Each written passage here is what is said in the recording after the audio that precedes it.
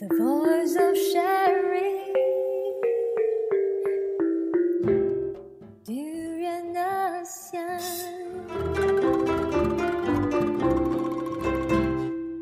Hi, good morning. This is Arlene. We are here on our 1-hour dialogue. It's called the ASEAN Breakfast Call Dialogue, ABC Dialogue. And we have today Dr. Chong. He is the head department of Chinese Studies in University Tunku Abdul Rahman. He's going to give an overview of the Hudud Law implications, in particular to Malaysia. And we all know Hudud Law is a controversial topic, especially here in Malaysia. And we also know that next week on the 22nd of April, Brunei will have its first Hudud Law implementation or Sharia law in its country. So it is a topic that very few non-Muslim discuss about. It's also not really a topic that is comfortable to discuss among Malaysians itself. But we think it is important that society have a general overview of the issues and possible implications, and maybe some of the misconception regarding on the Hudud law or the Sharia law itself, especially in the context of Malaysia. So welcome, Dr. Chong. Welcome to the studio. Okay, hello everyone. Good morning. Yeah, how are you today? It's a rush hour, so I just come here on time. Yeah, so we are glad to have you here. Maybe you can share with us your background when it comes to Islamic studies and the Sharia law. I graduated in Taiwan, and I obtained my PhD and master degree in Taiwan. And one of my master dissertation deal with the Islamic politics in Malaysia. I have produced several articles, maybe 20 or 30 of them, regarding the issue of Islamic politics in Malaysia or in Southeast Asia. So most of them are written in Chinese Mandarin. So I'm not very familiar with the English environment because I didn't produce much English articles regarding this issue. My other expertise is Chinese philosophy and Chinese politics. That's why I've been hired in UTAR as head of Department of Chinese Study. Mm-hmm. So when it comes to Islamic matters, it is issues that are being that has wide interest among the Chinese community, I guess. Yes, the Chinese community have a variety of point of view about this Islamic law or Islamic politics. Some of them might not oppose the Hudud law, but most of them, in my opinion, they may have a lot of worry and a lot of insecurity toward this kind of Islamic policy. Mm-hmm. So first of all, you mentioned earlier that you produced quite a number of articles and research on Islamic matters, especially in relation with the Sharia law. Can you share with us some of your studies? Yes, during my study in my maybe 10 years ago, I have a supervisor who is a Muslim from who graduated in Jordan, and he encouraged me to develop the study or research about the Islamic policy that is very essential in our country, and our non-Muslim have no any knowledge so far toward this Islamic policy and Islamic politics. So this is a chance for me to develop further understanding then about these Islamic issues. Then I can use it to share with my non-Muslim colleagues about my understanding. But most of all, I deal with the Islamic policy or Islamic environment in Malaysia. I have my master's thesis. My title of master's thesis is a comparative study between UMNO and PAS ideology and policy. So until now, I have developed a lot of research maybe research content regarding to Islamic law in Malaysia, Islamic politics, Islamic party, and non-Muslim reaction toward the Islamic policy as well. Mm-hmm. So, what is the current state of Sharia law implementation in Malaysia? Like, we all know that now the hype is about the Hudud Law in Kelantan, which will be taking effect next year, it seems so.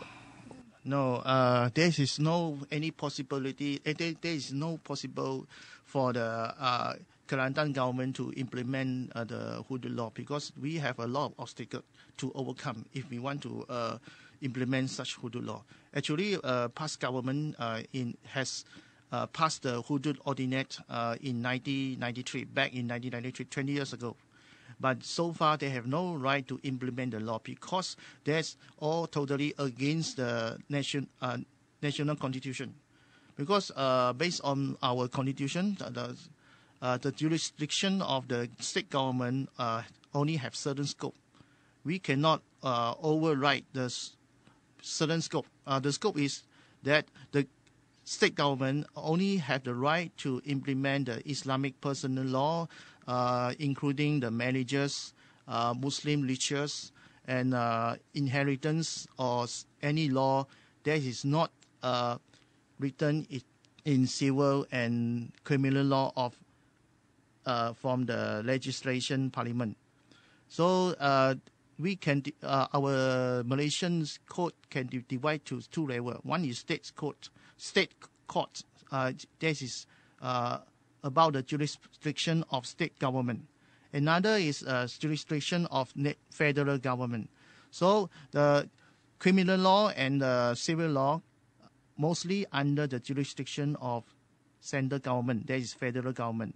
This is clearly stated in our our federal constitution in Schedule 8 and Schedule 9 of clearly state that the criminal law and the civil law is under the jurisdiction of federal government. It's not under the jurisdiction of state government. State government cannot enact whatever law they want. They have certain scope of power. They cannot override that kind of power. Otherwise, they will violate our federal constitution.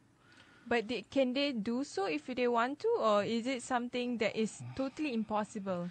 In the year of 1995, our former Prime Minister Mahathir Mohamad has issued a warning letter to our Menteri Besar of then Menteri Besar Kelantan, Nik Aziz. If you insist to implement the Hudud Law, we will take over your government, because your government is violate our federal constitution.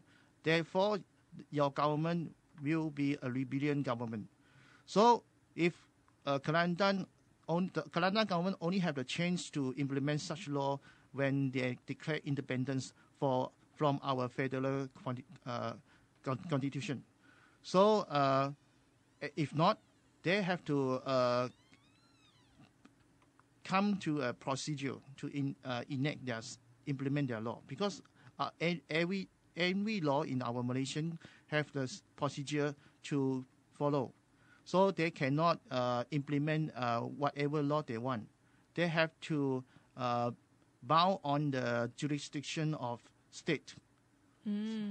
So when it comes to the Sharia law, especially in the context of Kelantan, why the Kelantan government in the first place insists on having Hudud Law? Like, what is the historical element of this? Because Hudud Law is a very special law. That's the degree of punishment, the category is clearly mentioned in the Holy Book, Al Quran, and teaching of Prophet Sunnah. So this is an obligation for every Muslim to follow the statement that clearly mentioned in Holy Books. So Hudud Law, we have 6 categories of Hudud Law. The first is theft. That means stealing. Another one is apostasy. That means you change your religions. Another one is adultery. That means you have some sexual relation other than your wife. Then and another one is robbery. Another one is drinking alcohol. Another one is a false accusation of adultery. So they have at least 6 categories of punishment clearly mentioned in our Quran. Each punishment have their own degree of punish. Let's say if you drink alcohol, the punishment might be 40 lashes, 40 stroke. And if you change your religion, apostasy, the punishment is death punishment, by through the way of stoning to death. Another one is robbery. Robbery, the punishment is crucifixion. Just like you have to kneel in the some kind of cross until you're bleeding to death. Another one is theft. Theft is stealing. The punishment is amputation of hands. That means your hand has to chop up to punish your stealing offense. Another one is rebellion.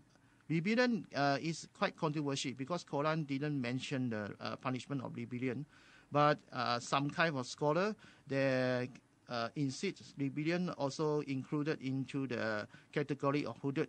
Rebellion against the state or rebellion against the Islamic government or rebellion against the Islam. So the punishment is also the death punishment.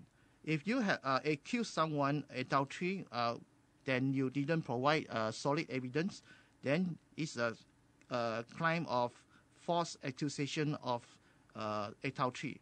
The punishment is flogging and lashes with 80 lashes. And the harsh punishment of all is adultery. The punishment of adultery, if you marry, then will be the death with stoning to death. And if you have a premarital sexual relation with other person, the punishment is relatively lighter. There might be 80 lashes or 40 lashes, if I have no mistake. So this is all the category, all the items of hududs. So hudud law is just a part of Islamic criminal law. Criminal law can be include a lot of variety of offenses, but hudud law only includes 6 or 7 offenses that's clearly mentioned in holy books and prophets' teaching that cannot be changed in the way of the execution and the degree of punishment. So this is quite controversial because of its harsh punishment according to our modern standards. They might be violate to human rights in our modern standard of understanding of human rights. Because if you're stealing something and then the punish is your hand being chopped up, then will be not acceptable in modern way of life. Mm-hmm. So this is controversial. That's why this might be a controversial discussion in the implementation of hudud law. In fact, there are 42 countries over the world who dominate by the Muslim population. Mm-hmm. Only 11 of them has hudud law been imposed. But only 3 of them has actually implemented the hudud law to punish people. So most of the countries... Which are the 3 countries, by the way? Most of the countries, they have hudud law, but they didn't implement the execution. They just let the law written and seal it down and suspend the law indefinitely. But only 3 countries have actually execute the law with the execution of the stoning to death. Iran and Iran, Republic of Iran and Saudi Arabia and Somalia. These 3 countries still implement the execution of hudud law, the way of the hudud law, like stoning to death, like crucifixion, like chop off somebody's hand because of stealing. Mm-hmm. But this kind of the punishment, they might not be accepted in most of the Muslim countries, like Turkey, like North Africa, like Pakistan. So even though the country we have over 90% of Muslim population, they still do not accept the way of punishment of Hudud Law. So why our Malaysian and Brunei, they're only about 80% of Muslim population, and Malaysia only 60% of Muslim population should implement such law. Talking about that, right? Because I'm just wondering. A lot of Malaysians, whether is Muslim or non-Muslim, they don't seem to see Hudud Law as a way out. Although there are some who see it. What is the general, I would say, sentiment among Malaysians about this? Our Malaysian sentiment toward the implementation of Hudud Law is very diverse. Can be differed to a lot of opinion. Some of our Muslim brother think this is an obligation for every Muslim to follow the whatever stage in mentioned in holy books and prophet teaching. But some of them are opposed to it, like our Pakatan Rakyat leaders Anwar Ibrahim. He clearly mentioned that this is not the right time to implement Hudud Law because of the environment of multilayer society. Mm-hmm. And our Prime Minister Najib, and also Abdullah Batawi, and also Mahathir Mohamad, and also every Prime Minister in our country also oppose strongly against the implementation of Hudud Law, because of the environment is not suitable for the implement of such harsh law. Mm-hmm. Our country, our Muslim brother, only consists of 60% of population. If we implement such harsh and cruelty law toward them, and there will be causing some inequality in legal positions in our Malaysian nation. Let's say if we have two people have the offense of stealing. One is Muslim, one is non-Muslim. The non-Muslim the punishment may be fined 2,000 ringgit. And Muslim, the punishment for him may be chop off his hand. So this is clearly inequality in legal positions. Mm-hmm. So this is a discrimination is our modern standards. Mm-hmm. So in Iran there is 99% of Muslim population. So their Hudud Law actually is implement toward all the people in Iran, included non-Muslim, as well as Saudi Arabia, as well as Somalia. Their Hudud Law, the implementation of Hudud Law, is including non-Muslim as well. In the Malaysian context, at least the past government keep on insisting that it will not implicate a non-Muslim. But in reality, do you think actually the Hudud Law covers every citizens? The spirit of Sharia is cover all the humankind, no matter what religion you believe. The Quran clearly states that all the Sharia law should be followed by all humankind. So they have no any solid evidence that Hudud Law should only be imposed in the Muslim society. So in modern case, in Saudi Arabia, in Iran, in Somalia, their Hudud Law being implemented toward all the citizens, no matter what religions they believe. But in the case of Brunei, they choose to implement in those who believe in the Islamic teaching. So Brunei is a solid case for in the case of implementation of Hudud Law only sanctioned into the Muslims community. Mm-hmm. But this is a unique design for the Islamic point of view. I see. What is the difference in the socio-political context of Sharia law if it's been implemented in Malaysia and in Brunei? First of all, in Brunei, Brunei is absolute monarchy regime. The king of Brunei, of the Sultan of Brunei, basically can do whatever he wants. because he has solid power, solid power in Brunei. So, but in our Malaysian country, we are the democratic parliamentary system. We have to go into a lot of procedures to enact the law. So we cannot simply just implement the law. So so far there is no any possibility that the Hudud Law can be implemented, because they have to involve into the amendment of constitution.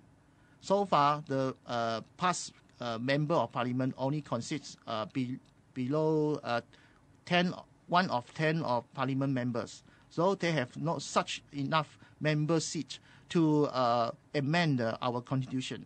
So there is no way for them to implement the Hudud Law unless they declare independence for our Malaysian government. But if the Hudud Law be implemented, maybe 50 years from now, maybe, so there might be cause some kind of inequality between our citizens if the Hudud Law be implemented only in Muslim circle. But I just mentioned before, the Hudud Law, if implemented, if we follow the case of Saudi Arabia, they will be implemented to all the citizens in the nation, because the law should be equal to all citizens. If otherwise, they will cause a lot of trouble. Mm-hmm.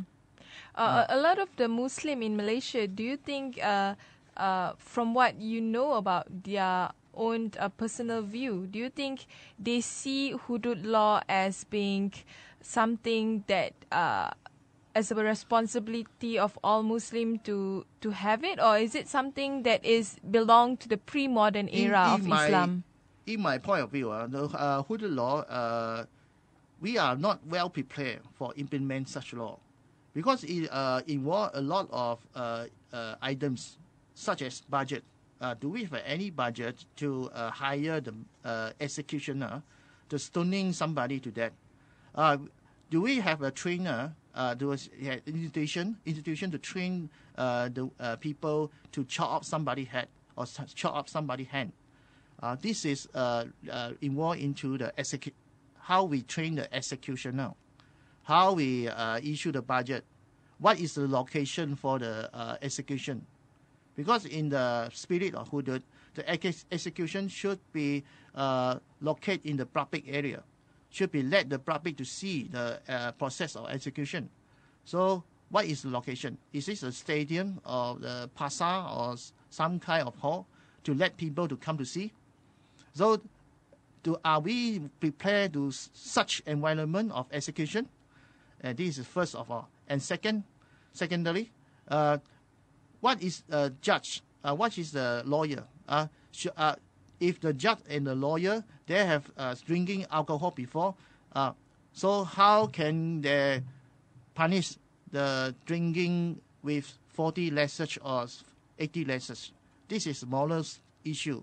Do we have enough moral integrity person to execute such law, to conduct such law? Another one is how the people outside Malaysia, how the non-Muslim, how the world see us. Shall our country be returned back to pre-modern area, the stoning people to that area? That kind of punishment only happened in 2,000 years ago. So that will be involved a lot of issue to discuss. So we are clearly not well prepared for this harsh punishment environment. Even in our Muslim communities, there are a lot of consuming of alcohol, a lot of adultery happen, and not even in Muslim community and also our non-Muslim community. In our Malaysia, it's very westernized culture, and how can we prepare such ancient law with require a higher understanding, higher moral of Islamic teaching? Mm-hmm. So in Brunei, it has become the first East Asia state to adopt Sharia law, Southeast Asia state. Will this have some sort of domino effect to Malaysia, as in, or even to Indonesia, when it comes to having, Brunei, the first Southeast Asian state to have Sharia law? In Indonesia, in the case of Indonesia, the state of Aceh, one of the small state in Indonesia, they have their own version of Hudud Law, but their version of Hudud Law is moderate. They have no such stoning to death punishment. So we can revise the content of Hudud laws like Pakistan and Nigeria. Some of the Muslim countries, they have their own version of Hudud law, but with the revised degree of punishment. Because such punishment of stoning people to death is against the human right in the modern point of view. So in Malaysia, actually, UMNO government has implemented the content of Hudud law, but the punishment degree only restrained in 3-year imprisonment. Because we have the Sharia Code Act, which enacted in 1965 and be revised in 1988, clearly state that the Sharia Code in Malaysia, the maximum punishment is 3-year imprisonment, 5,000 of fine, 5,000 ringgit of fine, and 6 lashes of stroke. So in Malaysia, every court in Malaysia have the category of hudud, but their degree of punishment, the maximum is 3 years of imprisonment. So if you conduct an adultery and if you are Muslim, there will be 3 years of imprisonment. That will be all. But the past government, they clearly want to extend the degree of punishment to death penalty. So that is why they fight for the revision of the Sharia Code Act 1965 in Parliament. If they can gain over half of the member of Parliament to agree to enactment of the Sharia Code, they might have the possibility of the implementation of their version of Hudud law. But what I just clearly state that our federal constitution only authorize the state government certain kind of jurisdiction. The state government jurisdiction should only restrict in Islamic Muslim personal law. So in the category, now Hudud category is under the category of Islamic personal law, that the punishment should be lighter compared to criminal law. If the Hudud law be implemented, there will be end of our Malaysian secular legal system. So all the lawyer be training for over the year will lost their job, because if Islamic court gain such a power, can issue death penalty, can issue all kind of law, including criminal law, our federal court, our secular court will be demolished in this kind of if the possible of Islamic law override the secular law. So that will not be anticipated by our Malaysian citizen. So our Malaysian clearly not well prepared for such harsh punishment, because Malaysian from now started from our independence, we still ruling by secular constitution and secular legal matters. Yes. Yeah. We will go back. We will come back again in a couple of minutes with more questions and answer regarding on the Sharia law and its implications to Malaysia in particular. The voice of sharing. Durian ASEAN.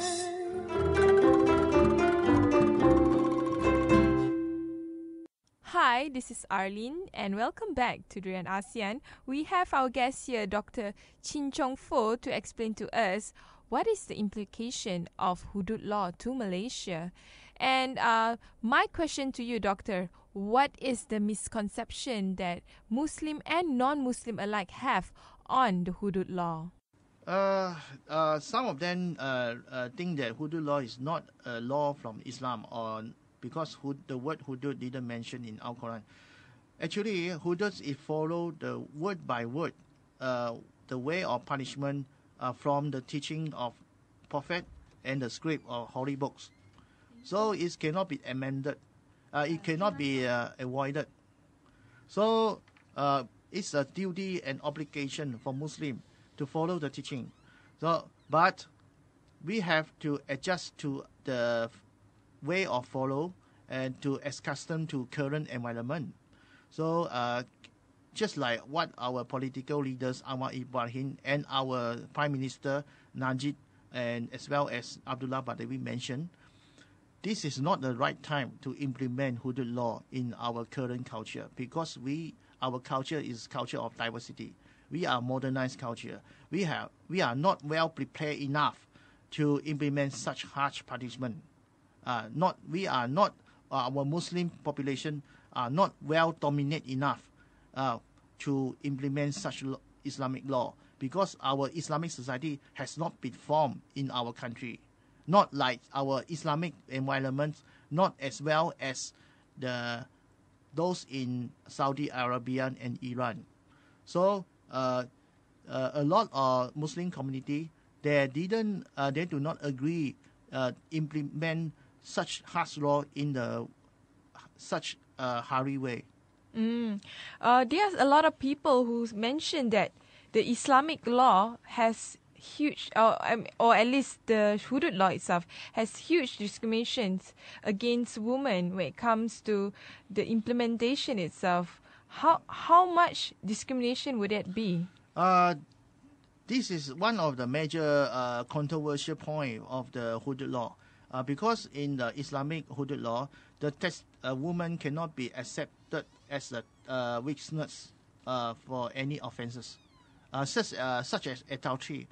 We need 4 witnesses to testify the way of adultery before it's become the punishment.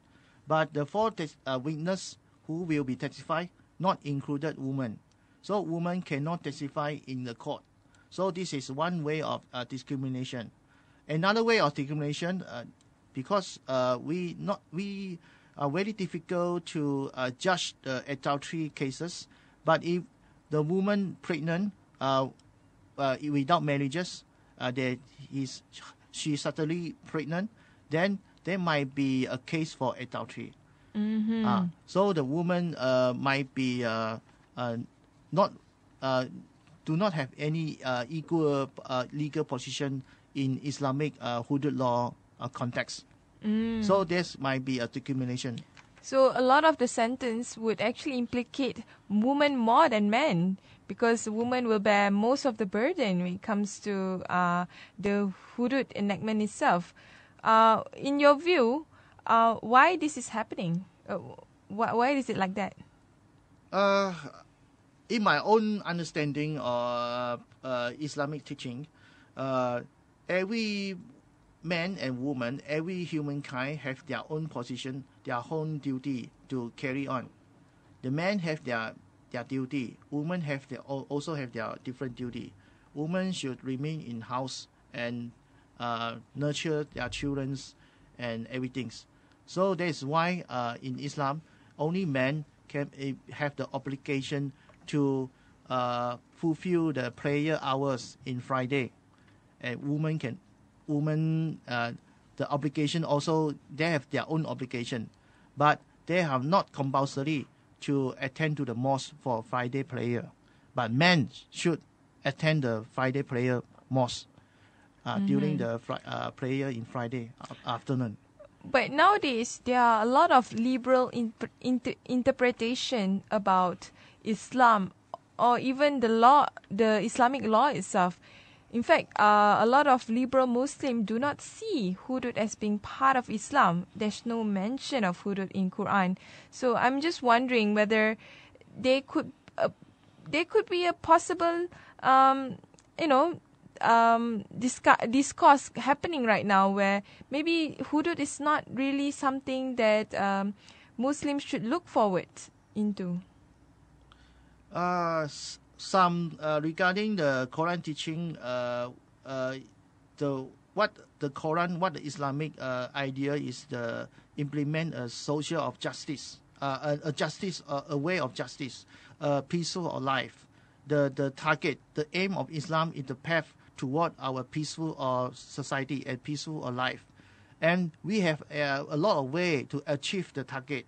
But Hudud way, implement the Hudud law is just an alternative. Then we can abolish such alternative because it's not clearly suitable to our modern life, on the modern way of life. We can achieve to our society of peaceful by following the spirit of the teaching, but not the words translation or word-to-word teaching of the Holy Script. This is what the liberal Muslim thinks. But in traditional way, the consecutive Muslim scholar, they think we have to follow the teaching word by word. If we do it that way, then the punishment of the Hudud law cannot be avoided. Soon or later, it should be implemented. So, in the context of Malaysia itself, is actually the contest between the traditional point of view and the more liberal point of view. Yes. But what about the views from non-Muslim? What do they think about Islam? We have another alternative way to implement the Hudud law, and such like the UAE, United Arab Emirates, and other Oman, other country, they have Hudud law, but they suspend the law indefinitely. They have enact the law, they fulfill the obligation, but they didn't going into the execution. They use other way to substitute the content of Hudud law, but they have the law. So this is another way to implement the law, but not actually conduct the execution. So in our non-Muslim point of view, we clearly we do not have such culture stoning people to death in at least in our Chinese community. So this kind of law is considered very cruelty and brutal and violence. Cannot be acceptable. Cannot be accepted. So in our Chinese community, clearly most of us not really accept the way of punishment. We agree this is maybe offenses or crime for adultery, for theft, but the punishment should according to the degree of their offense. This is too harsh, too cruelty, too violent for such offenses. So what is the way forward? What is the way forward to Malaysia and maybe for Southeast Asia? I mean, is Hudud law the way forward for a lot of the Muslim majority populations in Southeast Asia, or should we, envisage something much more based on the spirit of Islam, which is based on peace and justice, much more humane, I guess? There are a lot of Islamic scholars, very famous one, such like father of Islamic politics in Pakistan, Maududi. He clearly stated that, he clearly mentioned that Hudud law, some of the content Hudud law may not suitable for nowadays environment, such as the amputation punishment for the theft offenses, because the victim, the one who be imposed the amputation, the hand being chopped off, might be the poor people. For the richest people, there's still billion of money, then they can run away for the justice, and only can be catch up for the stealing offenses might be the poor people who steal just 1,000 of money. Then his hand be chopped up. This is not the way to implement the social justice. So Hudud law can be implemented only after the social justice, the clearly awareness of Islamic teaching, the clearly high morality, high moral of society, high understanding of Islamic teaching society been occur. Then the Oslo law can be implemented. Otherwise, we have to suspend the Hudud law, because it might be causing some inequality between the the rich and the poor. different of social class, the rich and the poor. Talking about the rich and the poor, it's interesting because the Hudud Law in Brunei does not cover the royal family. So it's only for the citizens of Brunei except the royal family. If the Hudud Law did not cover the royal family, there might be a clear violation of Islamic teaching. So because Hudud Law, at least this is the aim of the Hudud Law, is cover all humankind. No any solid proof or evidence in Islamic script, Holy Quran or Prophet teaching whatsoever that Hudud Law only cover Muslim people. This is first. And the second one is, if within the Muslim community, there are some Muslim can be run away for this kind of punishment, there will be a highly violation of the Islamic teaching. Because all Muslims should be equal. This is the first principle. Equality is definitely I would say, the basis of any Islamic law or Islamic teaching. But the focus should not be about the punishment itself. It should be about the spirit itself. And it seems like a lot of the countries, in particular Malaysia as well, the focus is too much on where we should have the punishment first. Then we think about whether it's justice or is it based on equality and all. Some scholars mention that harsh punishment can guarantee the social security or social peaceful, but there is no evidence, no any statistical evidence that harsh punishment can protect the social security.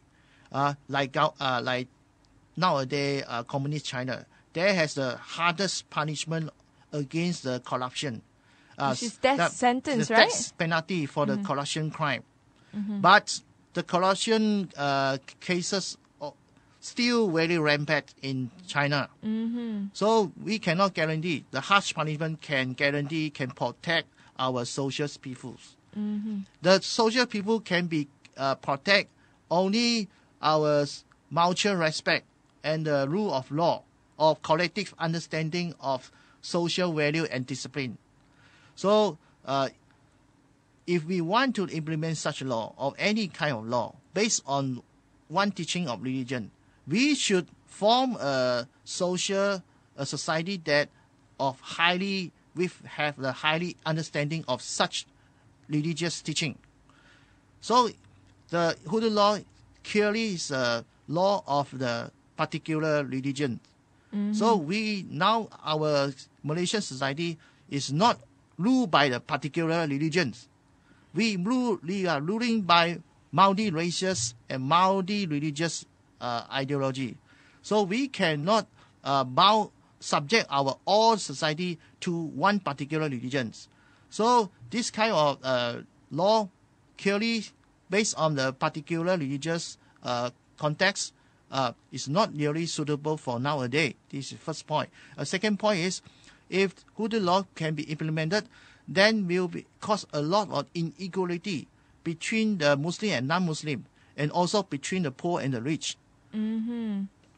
So there's a lot of, I would say, challenges and obstacles towards implementing Hudud Law, no matter whether there's a lot of political mileage, for political parties to do it or not. In that sense, what if we can reimagine, like, what kind of Islamic law that should be implemented in Malaysia? What would that be? The way of implementation of Islamic law actually been conducted in Malaysia since our independence. We have our Sharia court. We have our state court which implement all kind of Islamic law in the boundary of state. Our federal constitution authorizes the state government have their right to enact their own Islamic way of law. But the degree of punishment clearly sanctioned by our law of the federation. So I think our current conduct of Islamic teaching of Islamic law is quite solid and quite well done, well enough for our own society requirement. So there should not be any push away, and should not be any increase of in the degree of punishment or other new law that have stoning to death the way of punishment, because this kind of punishment clearly violate to our understanding of human right. But the current Islamic, the current Sharia law itself, some of it are pretty violating towards the non-Muslim rights as well. I mean, for example, the word Allah is not allowed to be mentioned by non-Muslim, or not allowed to be used. This is one of the misconception or misunderstanding for our own Chinese community or non-Muslim community. We can mention Allah, but we should mention Allah in the context of Islam, because such as Allah is a God of Islam. So this is no any violation of any law in Malaysia. We cannot associate Allah to other God or other religion. So this is what our current jurisdiction to mention that Muslim can use the word of Allah, but cannot associate Allah with other God or with other religions. Actually, we a lot of anthems of state anthems, state song have the word Allah included in it. Even the policeman, the logo of the police department have the word of Allah. So we can use the Allah, but we cannot associate Allah to other kind of religious. But if we compare to other Muslim country, in Egypt, in Middle East, they allow the Christian use Allah to associate to their God. But isn't Allah is an Arabic word? It's an Arabic word that has no connotation to any religion. It's just a word to refer to God. Allah is a word refer to God. So in Middle East, even in the most consecutive country like Saudi Arabia, they allow the Christian to use Allah to associate to their God. Because in holy teaching, holy script, Al-Quran, Christian also worship Allah. It's a clearly evidence that in our prophet teaching and Al-Quran that Christian also worship the God of Allah. The prophet of Christian are the same with the prophet of Islam, like Moses, like Abraham, like Jacob, a lot. So clearly state that the God of Christian and God of Islam is the same God. But what is differ from Christian in Islam is the way of belief. Christian believe a Trinity. They believe Son of God, Holy Spirit, and God, 3 in 1 Trinity. But Islam, they do not believe such way of interpretation. So the difference of Christian and Muslim is the interpretation toward Allah. So Christian, they have their right to mention their God as Allah, just like what allowed in Egypt and Saudi Arabia. But in Malaysia, we have a different context. We are very unique because the Muslim in Malaysia, they have a sense of insecure toward other religion. They're always afraid other religion profess their teaching to Muslim and convert Muslim to Christian. They always have this kind of sense of insecure. So they, in order to protect their own belief, so they implement such a law that prohibit the Christian to use Allah to associate to their Christian teaching. I see. So we are at the end of our segment here. Any last comment? I think the Islamic Hudud Law should not be implemented in nowadays society, just like what our political leaders, Najib and Anwar Ibrahim mentioned. We have not well prepared enough for this kind of law. So there have no any possible for the past government to implement the law due to the obstacle that in our national federal constitution. So we should not worry about this kind of issue. We should care about more widened issue such as social security, such as corruption, such as national development, rather than this kind of impossible things. Thank you very much. Thank you, Dr. Chin Chong Fo, for coming to the studio with us. And thank you, listeners, for listening to Durian ASEAN.